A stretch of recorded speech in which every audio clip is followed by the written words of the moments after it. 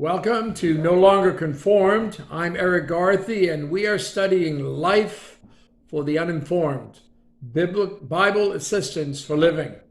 In this session, we'll be looking at Romans chapter 7, verses 18 to 21. Why is it hard to do what's right? At times, we all struggle with doing the right thing. It's part of being human, and Christians struggle with it more than others because they're more aware of what is the right thing. Look at Romans chapter 7, verses 18 to 21, and see what the Apostle Paul wrote for himself. He said, "For I know that in me, that is in my flesh, nothing good dwells. For to will is present with me, but how to perform what is good I do not find. For the good that I will to do, I do not do, but the evil I will not to do, that I practice. Now, if I do what I will not to do, it is no longer I who do it, but sin that dwells in me. I find then a law, that evil is present with me, the one who wills to do good." One of the greatest Christians who ever lived struggled with doing the right thing, the Apostle Paul.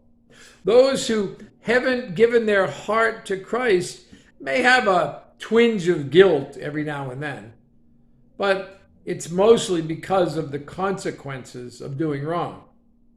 Unbelievers feel like they're doing okay most of the time.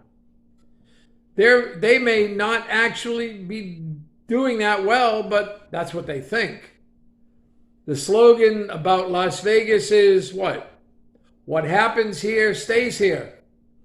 There are no consequences if you keep it all contained. But that's false advertising, because there are always consequences.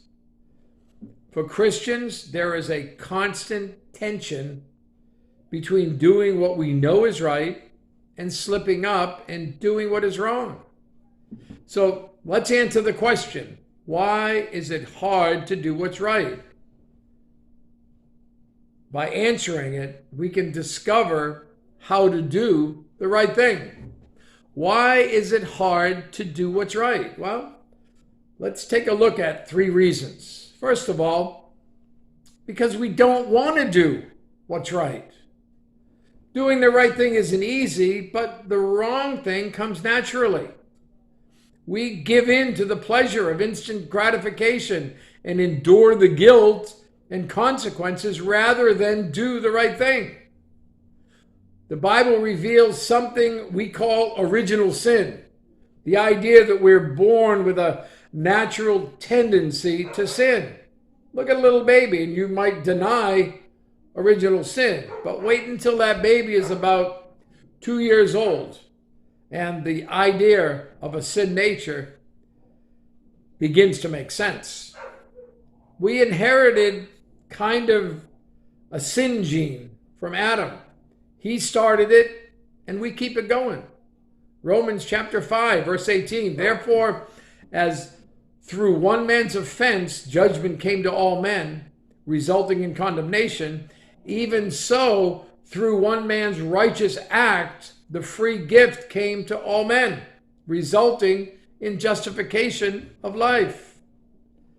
When we become believers and have the Holy Spirit in us, we still have a sin nature.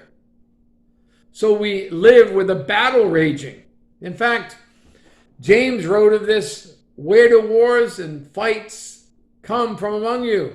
Do they not come from your desires for pleasure that war in your members?" So how do we get the want to going in our lives?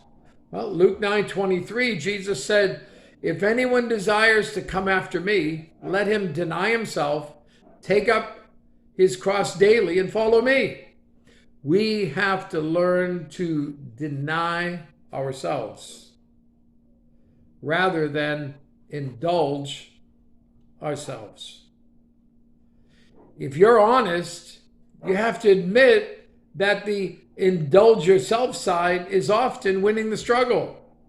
Sometimes we don't do the right thing just because we don't want to. Second, it's because we position ourselves for failure.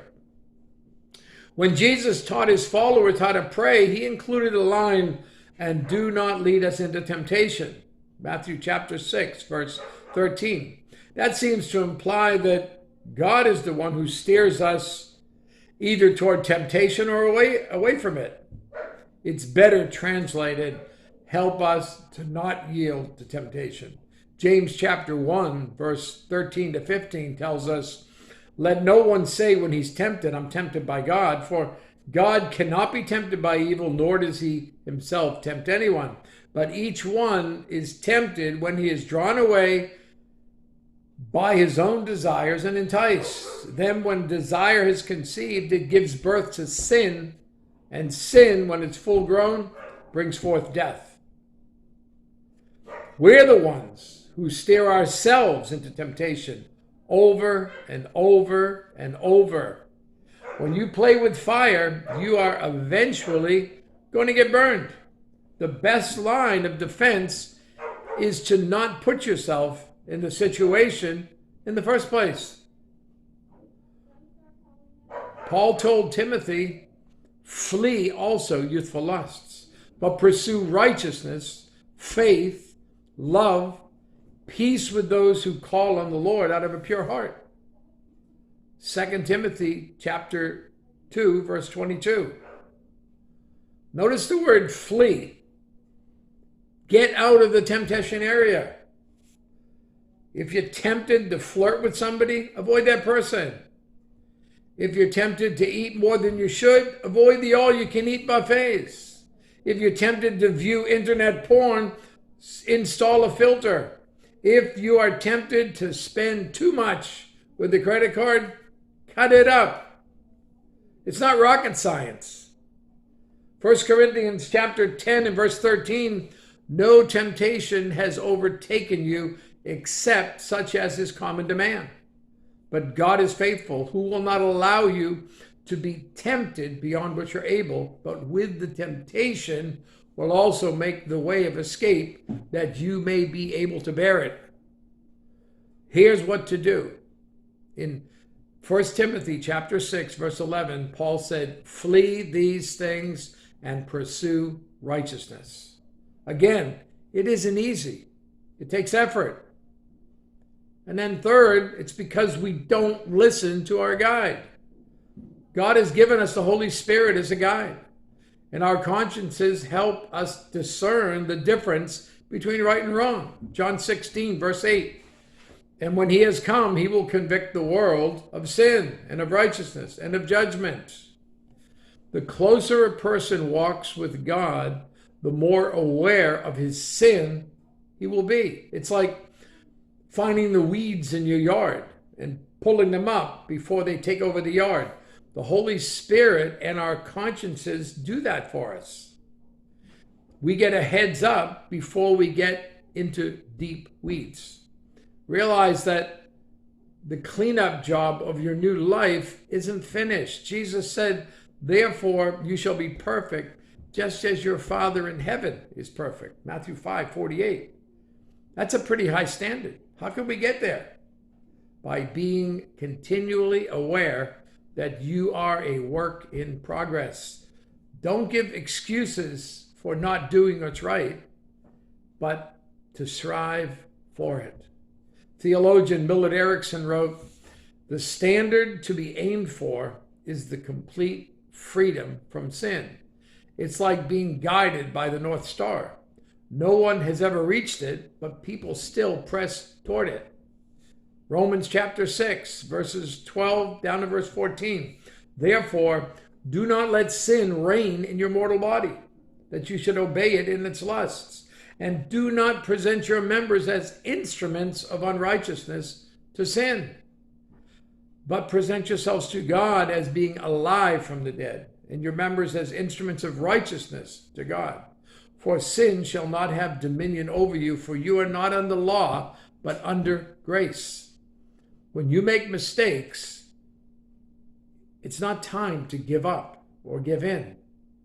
If I go off a diet today, that doesn't mean that I should throw away my diet tomorrow. It's time to reinforce my focus and work at it again. You think about that, and you have a great day.